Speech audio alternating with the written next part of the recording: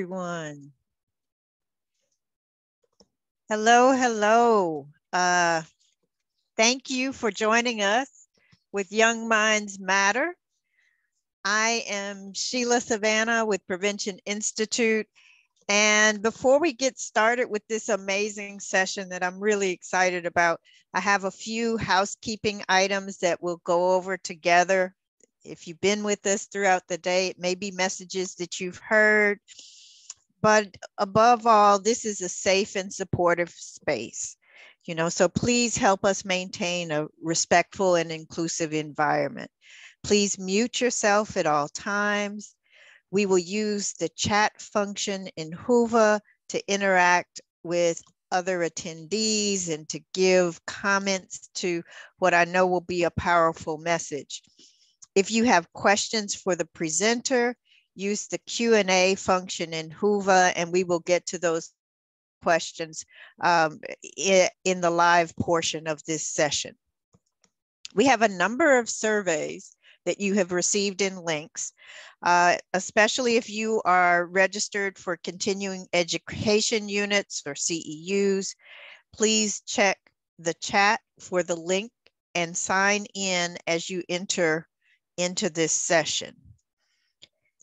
We will also have a link at the end, which is an evaluation survey that we really appreciate if everyone fills that out.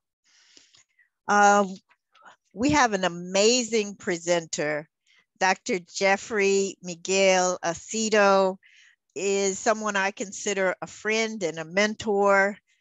And without a whole lot of delay, we want to make sure that we have time for his full message as well as time for question and answer. So I'm going to ask Cami to go ahead and cue his message. Thank you.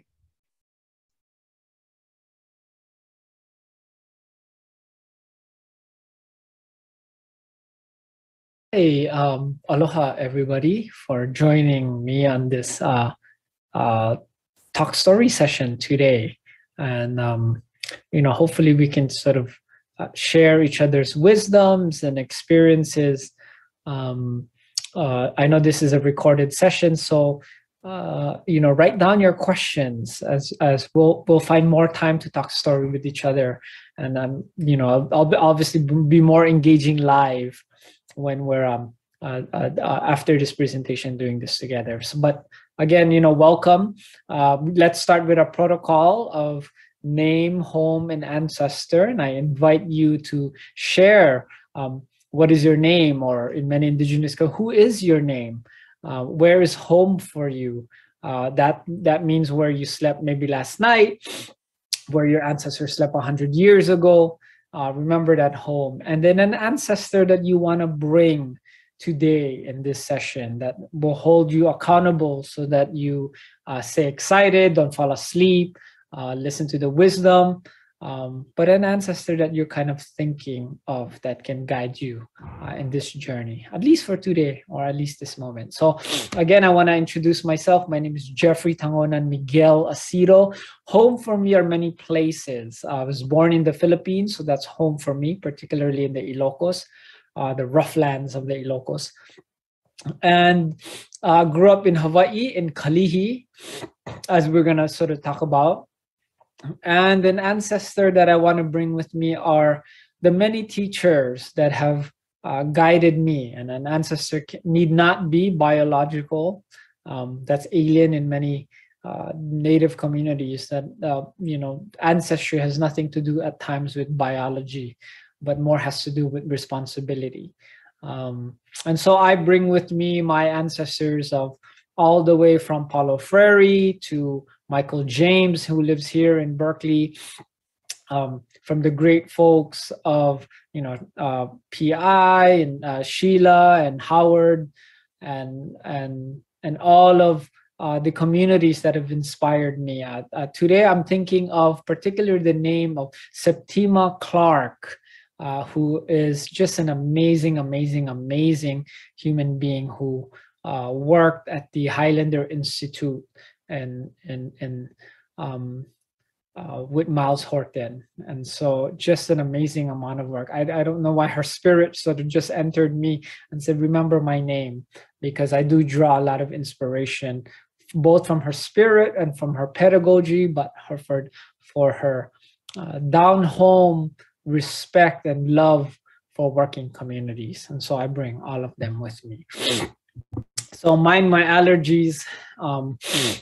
Today, we're going to talk about what it means to transform trauma. So that's a big word now. And so trauma, so what is the title of the presentation? Storying community trauma into resilience. I added health in my title, storying community trauma into health and resiliency. So much has to do with being whole and not allowing trauma to define the trajectory of our own lives, right? To not allow trauma to pathologize our community. So how do we emerge? How do we move from the post-trauma to growth and have a post-traumatic growth trajectory is our goal, as many of our communities come from oppressed communities and conditions. But we don't have to let oppression define our identity.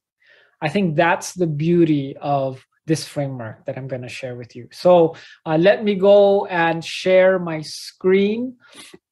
We have some really beautiful slides with you today. So again, part of my philosophy is take what you need and leave the rest. Take what works for you.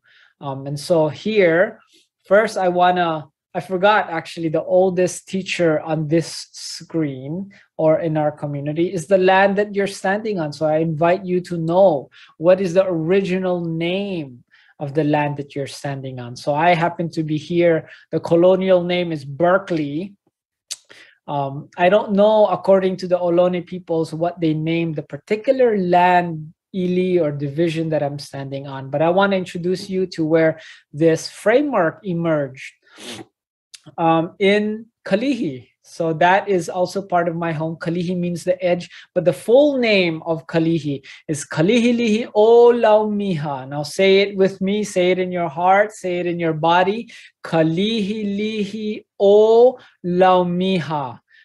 It means on the edge of profound silence, on the edge of profound silence. Isn't that beautiful? Let me just tell you, since on the screen's right side, that is where Mother Earth and Father Sky, Papa Hanamoku and Haumea, and Wakea resides. And so, Kalihi got its name, real beautiful, before I go into it, because I think naming is so powerful. Naming is so powerful. So appreciate your name. Appreciate the name of the land that you're on. Appreciate the name and the genealogies that you have. It is both descriptive and traces your genealogy to something powerful, someplace powerful, right? So you are not an accident of birth. You are intentional in every way.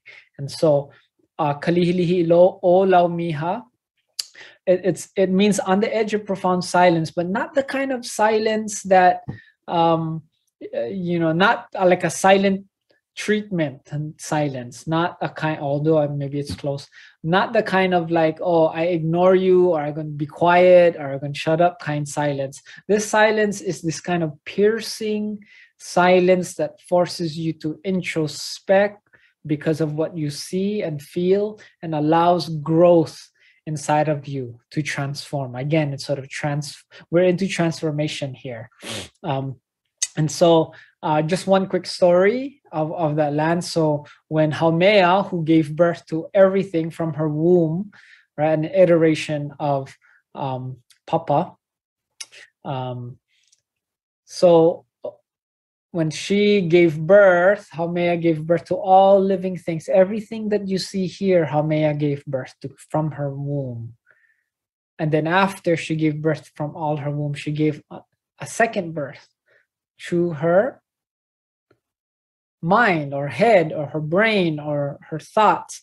And the first thing that she birthed was silence. Oh, beautiful. Yeah. The second thing that she birthed, or first thing from her mind, was silence. So she birthed silence. So this silence is so deep. Silence is so deep, right? But that's the name, Kalihilihi o Laumiha. So today we're going to talk about how do we turn our community trauma into health and resiliency, and not allow trauma on the negative end to define us. Okay. So I'm going to share with you what's been shared with me. I'm not the originator of anything. I just am a vehicle, perhaps, of wisdom that has been passed down and has emerged from folks who love life and affirm life. Okay, so let's get into it. I want to share with you a framework that was developed at Kokua Kalihi Valley and the Islander Institute. It's called Pili Na Ha, or Four Connections Framework. Pili means connections, a Ha is number 4, and Ha is life. So you combine all of that together, 4 connections, right? 4 connections to life, really. So we're gonna do Q&A after, okay? So no worry, if you get lost, no worries. I get lost all the time. In fact, I might get lost in this presentation. Okay? So 4 connections. Connections to place, to have kinship with Aina. Aina is land, right? That which feeds. So I is food in Hawaiian. Connection to community, to love and be loved, to understand and to be understood. Connection to past and future, to have kuliana, a purpose in the world, right? Connection to one's better self, to find and know yourself, right? So I think this is a non-linear presentation, so we're going to go back and forth, right? So how did this evolve? Why am I sharing with this to you, Pili Na Ha and 4 Connections from? What's so important about this particular framework? Well, for our young minds, right? Again, Haumea gave birth to the mind first, and it was silence. Really interesting. So I'm sharing with you because this is a practice that has transformed a whole institution, 200 plus employees with multiple various programming that has informed our practice here in Kalihi, in a federally qualified health center in Kokua Kalihi Valley. And I've used it in my own kind of work. It's informed me in my own practice, in life, in everything that it does. It's sort of permeated. And so you can see our artistic rendering by Puni Jackson: self, community, place, past, present, and future. There's a dark space there in the middle. We can talk about that. That's really spirit, connection, creator, akua. We can talk about that later. That's the secret stuff. That's the juicy stuff. Okay, so ask that question at the end if you remember to ask about that place that sort of binds everything together. And so why do I ask this? How did this evolve? So the Pili Na Ha 4 Connections framework evolved out of trying to both sort of complement and push back on the social determinants of health model. That's a great model. It's a great model. But I think the shortcomings of the social determinants of health model is it tries to take a people and sort of understand it from one person or a particular Western medical practice in a Western framework. So we wanted to sort of, again, complement and both resist and push back and say, well, what are our methods in indigenous communities, in native communities, in diasporic communities that allowed us to be healthy? I mean, if you think about it, we suffer under oppression, a lot of duress for hundreds of years. I mean, you can measure all the way, let's say, for our particular population, our African-American population, slavery. You can talk about displacement for Filipinos and colonizations in Hawaii and all these other places. Despite all of that, okay, despite all of that, we're still here. So we must be doing, and this is before Western intervention, Western medical intervention on measuring how healthy we are. The fact that we're still here means something. It means that we've been practicing something. So even though we've termed Pili Na Ha, it said, I'm going to share with you the article that they wrote at the end, right? And they'll say that even though we've, this seems new, it's actually old. We're just languaging ancestral practices and fitting it in modernity or post-modernity, right? So how did this emerge? So these are hundreds of hours with hundreds of people in connection, eating together, crying together, laughing together in a circle. And we asked them one particular question to push back against Western medical instruments of health, right? So we said, hey, auntie, uncle, friend, neighbor, what is it? What moment in your life that you feel most connected? Or I should say, what moment in your life did you feel most healthiest? So I'm going to ask you, what moment in your life do you feel most healthy? Right? What is health? What is most healthy to you? When did you feel most healthy? And a lot of people didn't say, well, when I stepped on a scale, or when my blood pressure was down, or when I lost a lot of weight. Almost nobody said that, right? So hundreds of hours, they said their connection, we sort of divided it into up these four, but they said, I felt most healthy when I spent time with my loved ones, when I ate with them, when I planted. I was most healthy when I get to go work out, as opposed to losing weight. Working out, what does that mean? Well, it's sort of, focusing on yourself. When I'm eating right, when I'm planting right, when I'm hearing the stories of my ancestors, that's the past and present future. When I know who my neighbors are, when I trust my neighbors, I feel really healthy. When they invite me over to come eat, right? So it had a lot to do with food, with connections, with land. All of that is placed into four. So let's deep dive into it. And so what does that mean? How do you assess? So this is also an assessment tool that you can use in your own communities, right? So let's go. Connection to place, to know, touch, steward, and love the land, seas, and winds of our ancestor. These are direct quotations from the article I'm going to share with you. How do you assess that? Right? Connection to place. What do you ask? So we ask, what is the story of the place you call home? What places are special to you?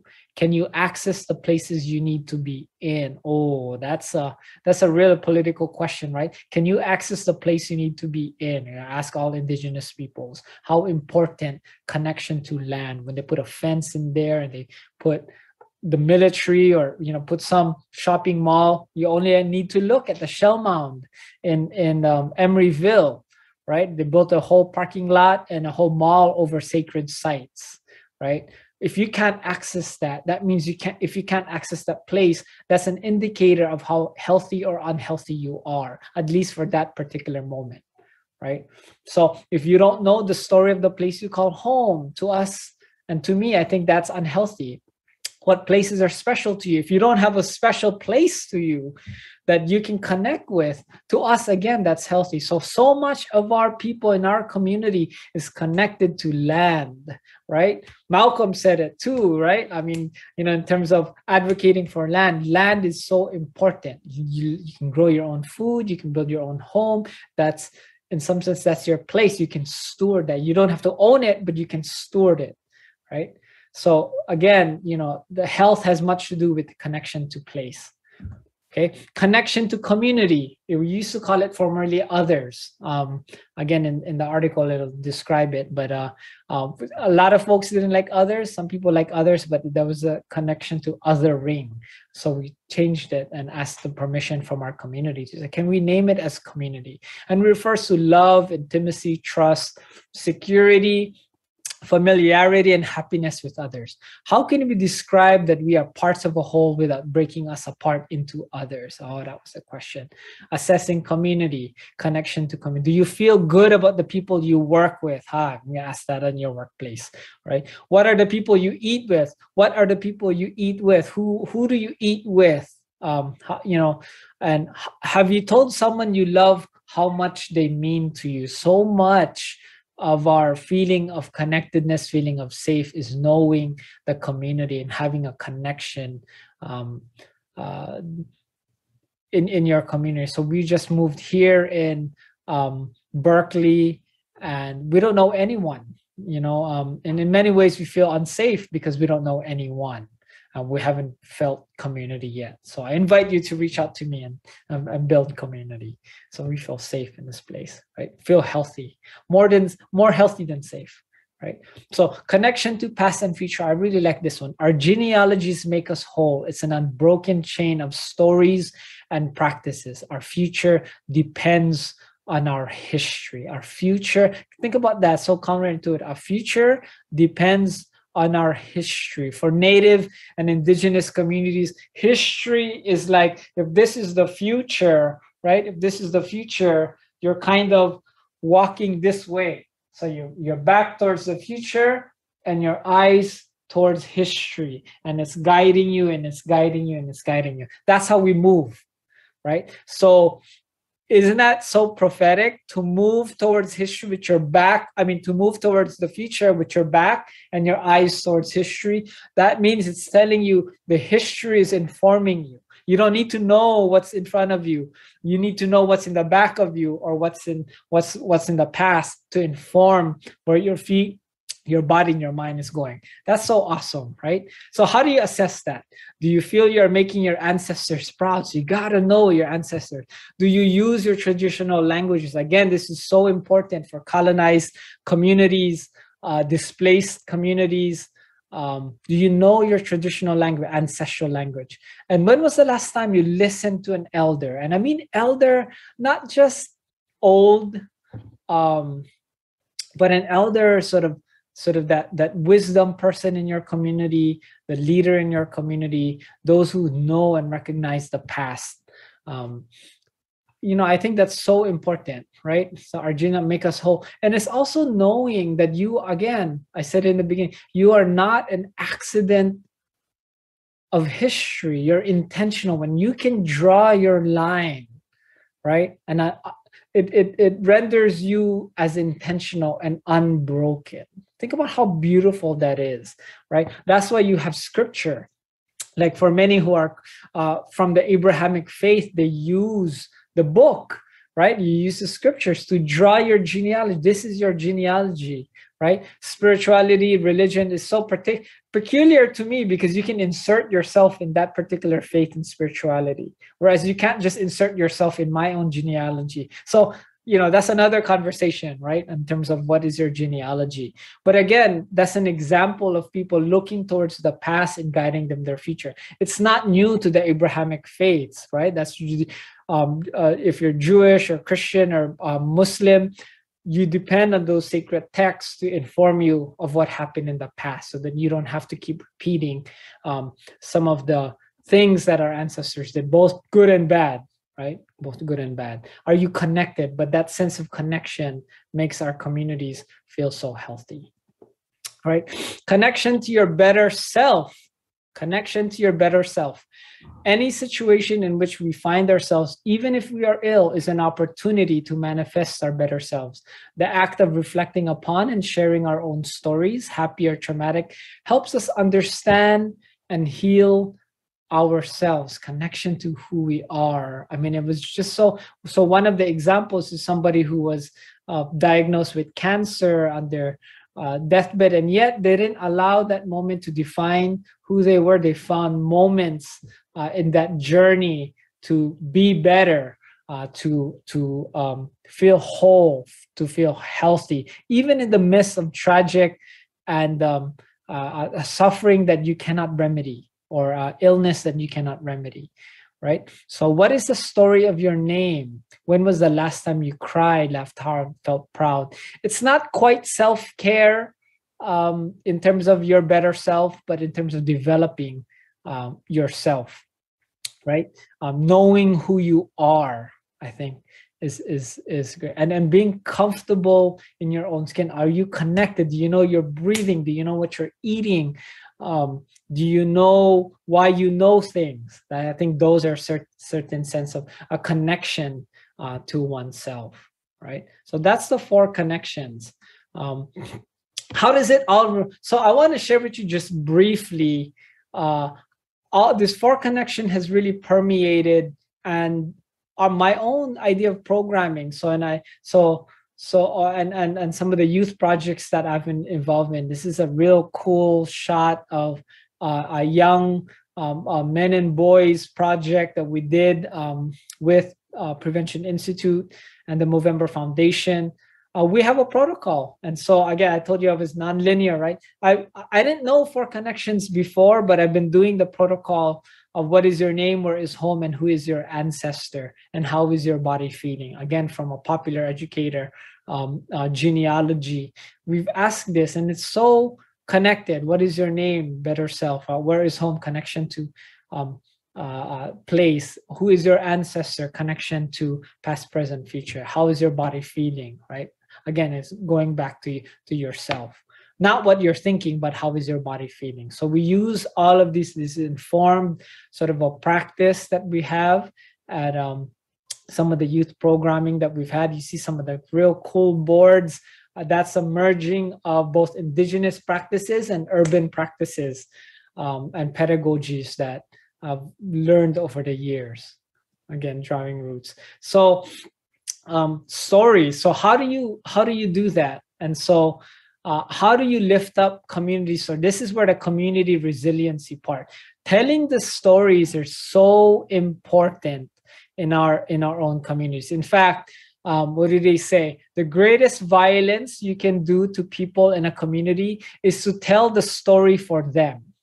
To tell the story for them. That's an act of violence. You have to allow people and communities to articulate and tell the story from their perspective to gain a better wholeness, right? And so we took 4 connections framework. We took name, home, and ancestor. We merged it together and says, how do we get community to pay attention to each other and to take serious this kind of practice of healing and connection?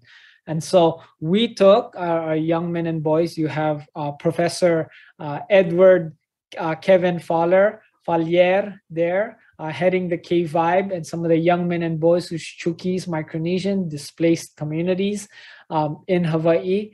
And then our community members who start to get together. They're practicing their stick dances, their Micronesian stick dances, and Kevin is welcoming people. Well, they're meeting at the K-Vibe shop in Kalihi to tell the story of the place. So that was, our K-Vibe Kalihi Ahupua'a ride was a program that started from the mountain. They rode their bikes from the mountain all the way to the hill from the ocean. That's what an Ahupua'a is. And so, how does the 4 connections framework? So it was themed on the 4 connections. We had about 5 stops. And here is sort of the story of the land. So there's so many layers that's sort of happening now. The young boys get to tell, and young men get to tell their stories of who they are. They get to tell the stories of the land that they're standing on. And they get to tell the story of the issues that's affecting their community. So 3 layers of stories: myself, the land, and the container. What's happened, the context of what's happening now. And that's how they've been able to sort of redefine and tell their story. So a lot of them will tell their stories of growing up working class, growing up from one island to another island because of the military occupations or bombings of their island, the US military. And so instead of coming out of that and saying kind of a victim of that and allowing that trauma to define them, they rose up and told their story and connected it to the history of what's sort of happening now, right? And then they're allowing community to witness and to also like reflect back. So what is your story? How are you connected to me, right? How can we build that connection so that these kind of stories of injustice, of oppression, don't have to happen to other communities as well. So let's turn this story. And we always say in our spaces, when you share your story, it's not venting, it's instruction, right? Your social biography, your story, you know, you're not just going to vomit everything that's happened in your life. Nobody wants to hear that, right? But if you can frame your story as instruction for other people, that becomes your empirical evidence for the truth, at least your truth, and to the larger phenomena of oppression. You can complete that story, because oftentimes our communities are not included in the books, not included in history, not including in the foundations of understanding health and medicine, right? So it's a moment to tell your story. Tell your story before somebody else tells it for you, all right? So we move on. So we have a men and boys, this is the story really of an example of a storytelling. So I'm gonna play it and we'll see what happens, okay?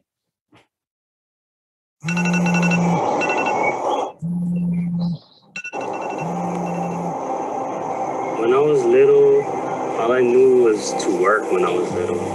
It's been just survival to keep our family together and fed. All I thought was to be a man, you had to be strong, you had to be macho, no fear. There wasn't much guidance. My parents were never home, so that's how I actually found myself into cave vibe. These are palalas in here. 1, 2, 3.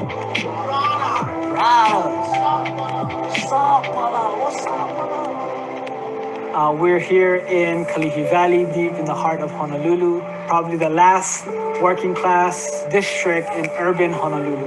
Kalihi Valley means the edge. It's tough, it's gritty, hardworking, but a lot of respect, a lot of love for this place. And so largely made up of Native Hawaiian, Filipino, Pacific Islanders, now a great influx of our Micronesian sisters and brothers. Kalihi is very unexpected. Kalihi has a lot of surprises. And there's a nonprofit bike organization down in Kalihi called K-Vibe, which is really unexpected. Beautiful, beautiful, beautiful. So K-Vibe is a bike shop. You put 12 hours of sweat equity, you get a bike, but you get something more. When I heard that you could put in 12 hours and walk out with a custom bike, I was like, this is like amazing. I did it for a free bike, but I also, I wanted to feel like I belonged somewhere. I was about 12 years old when I first came to K-Vibe. K-Vibe was eventually a place where I hung out, like set a foundation for me of how I want to live my life. See, a lot of the kuyas, a lot of the ates, a lot of the older brothers, older sisters, their father, their mothers, their communities working 2 or 3 jobs. And so who's at home having that mentor makes all the difference. We teach them how to fix bikes, how to maintain bikes, and also our cultural circles, where we speak about our social biographies and have a place to express their feelings. Sons and daughters of liberation. When we in this space, we're trying to practice what? Active listening. Before doing the circle, they're ashamed of who they are. They don't want to. They want to say their English name. They don't want to say their Chuukese name. They don't want to say their Filipino name. They're afraid. When you ask them where there's home, we'll say Hawaii. They won't say from the projects. They won't say from the Philippines or from Micronesia. And so, can you imagine a whole community who was colonized, who was displaced, who was immigrant? So they come to K-Vibe in this circle and they say, "Well, no, my name."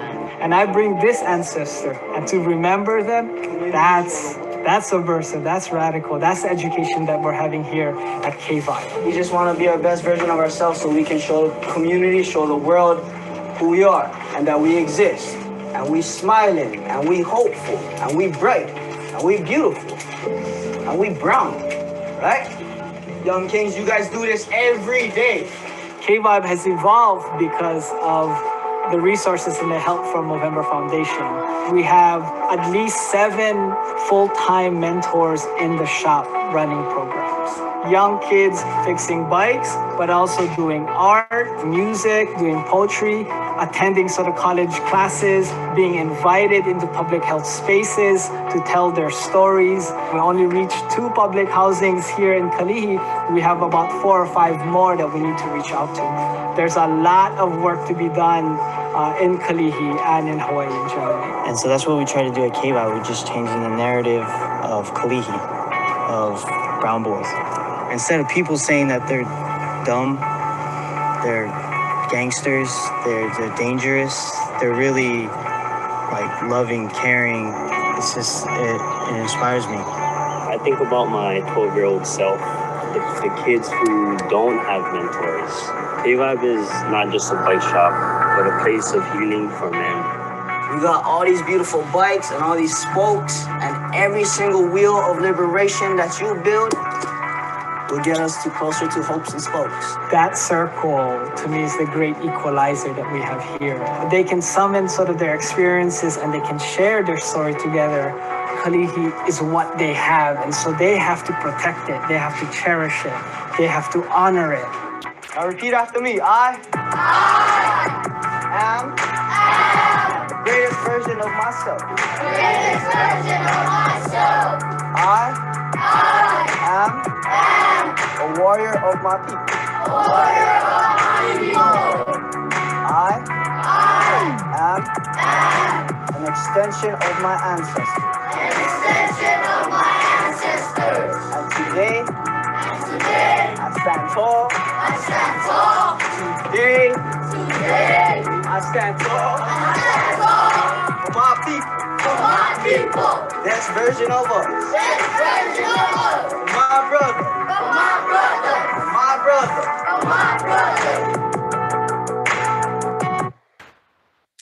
Not beautiful? That always sort of makes me cry. I cry all the time anyway. I love it so much, I'm gonna play it again. Okay, so that was one example of some of the young men and boys that we ran, and it's just beautiful for them to tell their story. They do it annually every year to tell the story of the land of Kalihi, to tell their story of their place, to tell the story of the context that they're in. But it's all centered on their stories, telling the community, and the community reflecting back their stories. So it's a nice dialogue of stories that's sort of happening and transforming the narrative, as you heard, transforming the narrative of who we are as brown boys, right? So that was one example. Another example that I've been able to do before the Ahupua arrived was doing social biography and stations with young adults and youths. And so we, again, it's a really interesting that you sort of look down here. I'm on the right there, to a different kind of hair, right? And I talked about sort of scriptures earlier on. I'm also a divinity student, a seminarian, and one of the things that I wanted to sort of bring out is, and I'm also kind of teaching in the university, doing all of that stuff, but I don't get to work with working class communities a whole lot. They don't necessarily, like my parents who are working class, don't come to the university and don't go to protest. And I said, well, how do I get working class communities out? And I realized, like, where do they go? They go to church. They have spirituality. It's one of the most organized organizations out there is church life. I mean, what other community that comes out 2 or 3 times a week and dedicate their time to a particular place and time?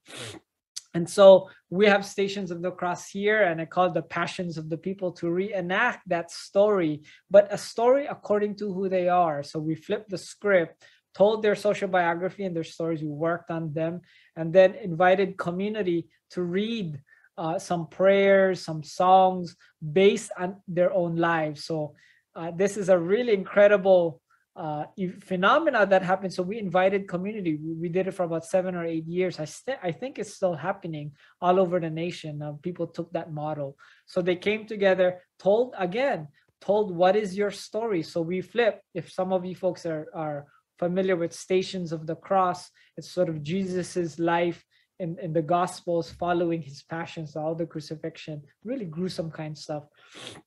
But we say it need not be gruesome. It need not be Jesus' story. So sometimes we know more about Jesus than we know about our own lives. And so again, we wanted to flip the script. Says, you gotta know your life before you get to know this guy from this poor man from Nazareth. Know your life first, and then maybe it has more meaning or less. It depends, right? So what we did in the bottom of the picture, in the top of the picture, we got to know their stories. And so he says, how does it parallel Jesus' struggle for a more sovereign community or nation, right? So we picked Kalihi. Again, it's very Kalihi-centric. And we said, what are the sacred spots in Kalihi? And what's happening in that area, and how are you affected in that area? So we went to military bases that, again, at least more than 25% of the lands of Hawaii is occupied by the US military, taking water and some of the best lands out there. Again, right, as I'm drawing connection between the loss of access to land and connection and unhealthiness, right? And so let's take back that story. Let's tell our story so that someday we can get back the lands that's owed to us and owed to Kanaka Maoli, Native Hawaiians, and then here in Ohlone territories. So maybe we can get rid of Emeryville someday and give back that land to our Native and Indigenous communities. And so anyway, side story. And so we went around. Can you imagine? We spent 6 to 7 hours walking around in Kalihi. We picked 14. We were very ambitious at that time. 14 sacred spots to tell 14 different stories of both myself, the land, and the context that we're in. Storytelling. People came out. I was so surprised. I thought it was going to only have activists and academics, but you see strollers in the back, mom and pops there. We actually carried a bucket of water and some pandesal or bread, and we did foot washing at the end. We made all the activists and professors and academicians and ministers to wash the feet of our community. So that was pretty exciting, right? So that's another story. Okay. So again, community telling stories of place, people, and struggle. So we talked, this is really cute to see babies and strollers out, right, in community events. I say it's not a community, or it's not a community event if you don't have working people and strollers around there crying and laughing together and observing this sacredness of being together and then being in place together. So we know our history. Some people trace their, study their immigrant history. How they came here to the land. And so again, allowing the stories to define that we are not an accident of life, that we are as intentional as air, as wind, as water, right? Tell your struggle so that your struggle can be passed on. I love this because this is an intergenerational. You have at least 3 or 4 generations within this picture. And so how does, tying back on, how does struggle, how do you story trauma into resiliency? Well, we know in the study of epigenetics, we can get into here, that we inherit the traumas of our ancestors, right? But that trauma doesn't mean it triggers a negative response. It can also mean it triggers a resilient response, a positive response, a growth response, a non-petrifying response to that violence or trauma in which our ancestors. So we have to tell them the stories of both that trauma and both how we overcome that trauma so that it gets passed down. It activates the resiliency gene within that young baby in that stroller. Brianna is her name now. She's like I think high school. And so it's so amazing to see and to hear. And so I always tell my elders and to my community, I said, don't hide the juicy stuff. Share the juicy stuff. Share the so-called bad stories, the juicy stories within your own genealogy, so that the next generation has a map, has a story map of, okay, auntie, uncle, dad, mom, grandpa, grandma did this, right? And oh wow, auntie came out, or uncle came out, or I have so many trans family members that sort of are kept hidden. And then once I heard about it, I was like, wow, why didn't I know this? That my auntie, my uncle, played a particular role that was a healer in my own community, right? So it flips the narrative of sort of coming out. Actually, they were boxed in, not coming out. They were already healers. They were the baglan of my own particular community were healers. And so I didn't know that. I didn't know any of that. It didn't give me a mental map or a story map or genealogical map of who my ancestors really were. And when I found that out, I was like, wow, I'm not only proud, but I felt right in history, that I felt like, yeah, our people deserve to exist, that our religions are older than particular religions, So again, another story later on. Okay. So I think that's the effect of it. Okay. So that wraps up. I intended this to be short. Now it's long because I ramble on. Just Agnina, mahalo, and makibaka to everybody. Tell your stories. Tell your story. Tell the story of the land. Tell the story of your ancestors. Research. Listen to oral histories, and name that spirit, that emotion, that feeling you have in your body. Name the ancestors. Name the land. Name the stories. Name the emotions. Name all and each and every part of you. It has power. Name it. Build that mana. Okay, so we're gonna go into Q&A session. I may or may not change my aloha shirt, but that concludes my presentation, and I hope you got something out of it and ask questions. Okay, so I'm gonna stop sharing.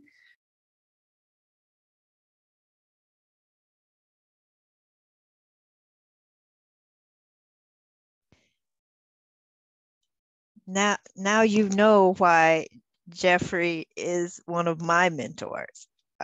Thank you, as always, for powerful message. I think my promise to all of you is this is not the last time that you will hear Jeff Aceto share message or talk story with us. And I think, I don't know if there are questions in the chat.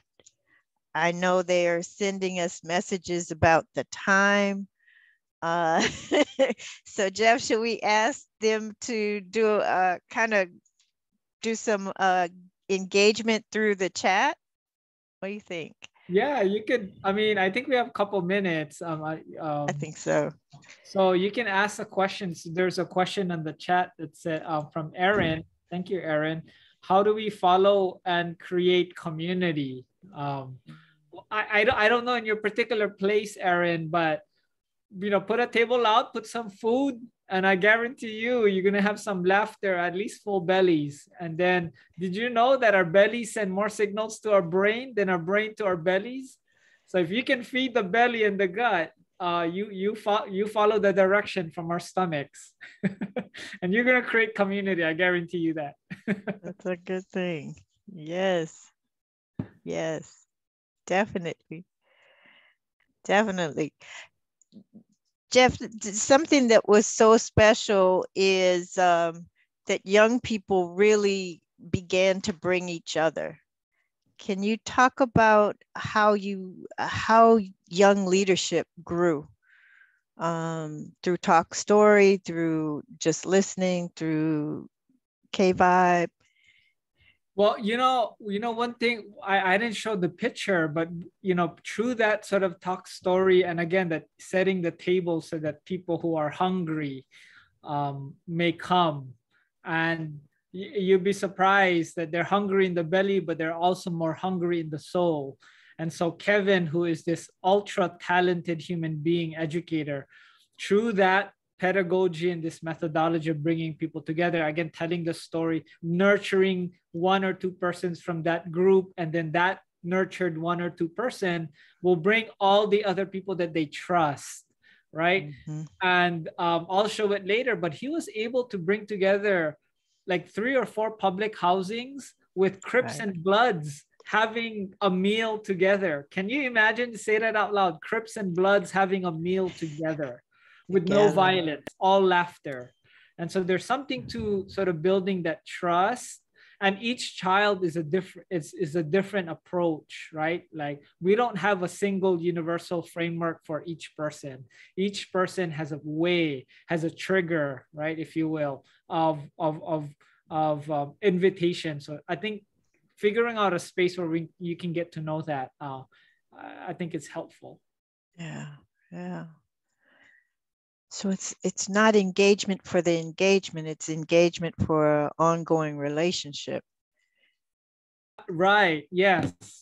It is. And so there's a question, Sheila, in terms of about getting the juicy stuff Right. from our elders, right? You know what I know I harped on the lecture, on the presentation a whole lot, but sometimes we forget that the oldest teacher that we have is the land.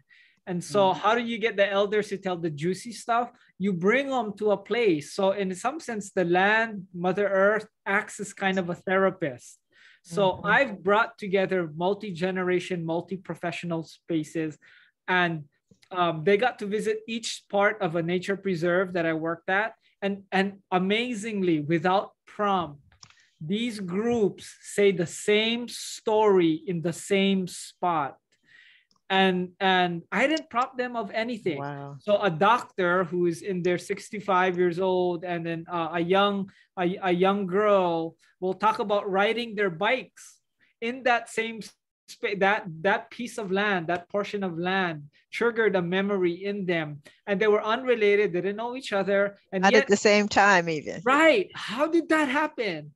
See, you got to believe in magic, not illusion magic, but real, like, memory of the soil. Yes, our people's magic, you know? Yeah. So that's one way that I would address that question. There's other ways, but that's one particular way that I didn't have to bring out the juicy stories. The land did, because the land has memory and the land has energy, right? That's why I say, figure out what is the land that you're standing on and how did Native and Indigenous people use that particular land for? Because that might be the energy that will trigger that particular memory in a good way, or unearth a particular, I like that one, unearth the particular memory of that, so that you get to talk about the juicy stuff.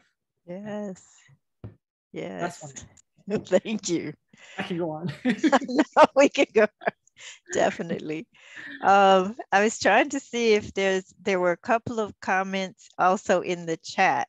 A lot of enthusiasm.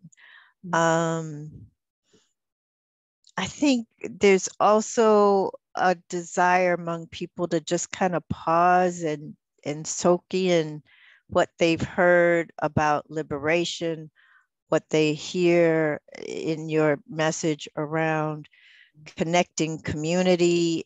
It makes me almost want to ask people to add in the chat, what are you carrying forward from this into your work? Yes. That'll give us an idea also of what they may want to hear more too. That's right. Yeah. What do you take away, right? What work, what didn't, you know, but yeah, what do you take away? What are you looking forward to? I love that. It says how to build a community, and don't follow me. You know, that's the first. Follow that particular. Again, I'm a believer in food. I eat a lot. I eat about 6 times a day. You know, my put diet, at the table. Yeah, my diet is not negative. My diet is positive. But you got to eat the right stuff, right? Yes. To trigger, to sort of like remember. Like before we've brought together elders and we asked them, how do you make this particular recipe, this food? What do you used to eat before? And then, we built a community garden that allowed them to share the medicines that they've used to practice, instead of CVS or whatever. So, what did they use for stomach aches? And that again, so I used to be vegan. So this is not political, I promise. And vegetarian, but I realized, but my grandmother weren't. And so I lost a whole connection to my grandmother because I couldn't sit with her in the kitchen and follow the recipes. And while she was talking, she was telling me all these stories. How do you use this ingredient? And then then I knew 65 years, 70 years of her life just by that one recipe. So again, that's that's another way of sort of following. And then you get enough people to tell their stories, and then it's going to create this sort of synergy that will take you to places, you know. So yes, yeah, so. definitely. But yeah, the messages of food. Well, I mean, and when you talk about the garden, and that's also going back to touching the soil and unearthing memories and really being with the land. yes, yes. And you're only like one of the Native Hawaiian proverbs, or is okaha okaaina ke olo okopoe, is the breath of the land is the life of the people. The breath of the land is the life of the people. So sometimes we can be really androcentric, human centric, but if you sort of expand that centrism and include the land that gave birth to us anyway, you would be amazed at how both young and younger engage the land through their stories. And you may not need necessarily a clinical psychologist to unearth all of that, even though we need it in our communities. I'm just saying it's one aspect of healing, is to not include the very element that gave birth to us, right?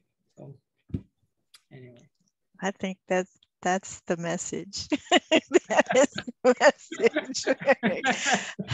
I so appreciate you spending time with us today. And I do, I will say that we will put more information in Hoover, and we will also be bringing you back to Communities of Care and our work here. And I think there's some messages that I'm supposed to give. One of our team members is putting in the chat the required links for those that are doing CEUs to be able to get those CEUs for this vital message. And also the link for the evaluation. You know, as we've said throughout today, we always want to get better. So we appreciate all of you being here. We appreciate your feedback. And I'm going to turn it over to Cammie, and I see Vicky here too.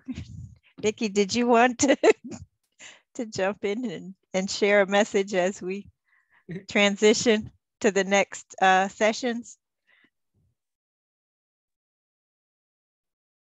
Uh-oh. Vicky, we can't hear you. She can't unmute. We'll see. She might share it in the chat. And then also we encourage you all to stay with us. We have some breakout sessions that will be starting in just a few minutes, and then we'll gather back together when I know Vicky will have some closing comments.